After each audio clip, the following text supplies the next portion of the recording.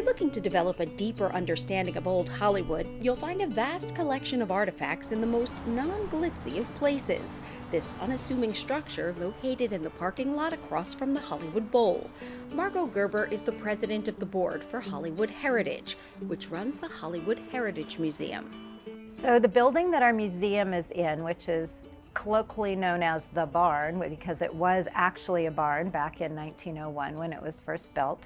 It is our most important artifact, and it is also extremely important artifact for the overall history of the Hollywood film industry. 125 years ago, what's now the entertainment capital of the world was farmland, and this barn, with a 2-horse stall, was tucked on a private lemon grove, until one day it was discovered by Cecil B. DeMille, who was looking for a place to shoot the very first feature film, The Squaw Man. We are in Cecil B. DeMille's office. He rented the barn and set up shop here, planting the seeds that would grow into Paramount Pictures. It really is the barn that Hollywood grew out of. Museum director Angie Schneider began volunteering here as a docent 12 years ago and still feels the same sense of wonder she did the first time she entered the barn. When you do walk in here, you do get the sense of everybody who has walked through this barn, from Mary Pickford to when it was the Paramount Gym to having Steve McQueen back here working out. There's just that presence of history that you just, with or without the artifacts inside it. Those artifacts include everything from clothing worn by Mae West and Judy Garland to makeup cases from the dawn of silent film, including a rabbit's foot used by male actors to apply rouge. To this, one of their most treasured items, a copy of DeMille's original lease on the barn and all that came with it. They also got the rights to the bee wax and bee honey at the bee farm that was right behind the barn, and that was during the whole time that they were creating a film studio. So it really doesn't get any more fun and interesting of a Hollywood history than that.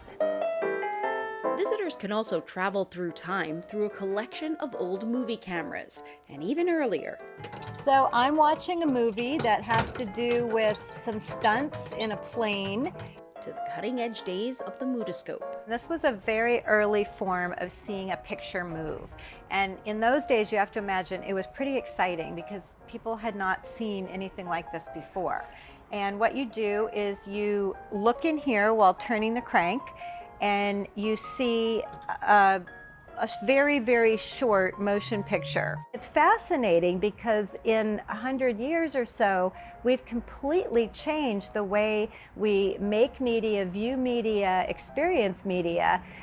And so this museum is also kind of interesting from that standpoint of 20th century technologies that are being rediscovered by people who grew up with an iPhone in their hand in their crib, you know.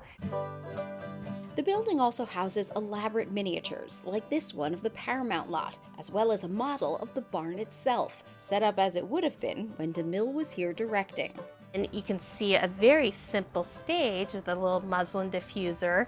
We didn't have lighting technology then, so even an indoor scene would be filmed outside, and that's what would help diffuse that light. But the building that houses all this is really the star of the show. And like any star, it's played many roles over the years. DeMille's partner Jesse Lasky considered it their good luck charm, and in 1926, when Paramount moved their studio to Melrose, they took it with them. They couldn't demolish the barn. Jesse Lasky just knew there was too much importance of this barn. For a while, it served as a gym, but when it was set to be torn down in the 50s, DeMille again stepped in. And got this rally, and they actually made this a California state landmark, which was the first entertainment-related anything to get landmark status. In the 1970s, it moved again and was parked in a lot across the street from Capitol Records, where it fell into disrepair until Hollywood Heritage was formed and moved it to this spot. We restored it and opened it in '85 as a museum. The only museum in town, they say, that's dedicated to the earliest days of the industry. This barn, I think, is really kind of that museum that tells the whole story of Hollywood, not just the industry of the film, not just as a location, but also as a feeling. Because we're just caregivers right now, but it's our job to make sure that we can restore this barn in the next few years and make it be a good, solid place for the future. A Hollywood ending for Hollywood's beginning. Thank you for watching our YouTube channel. For more stories in your communities, click the subscribe button right here. You can also download our app or watch us on TV for the latest information, balanced coverage, weather updates every 10 minutes, and more. We'll see you then.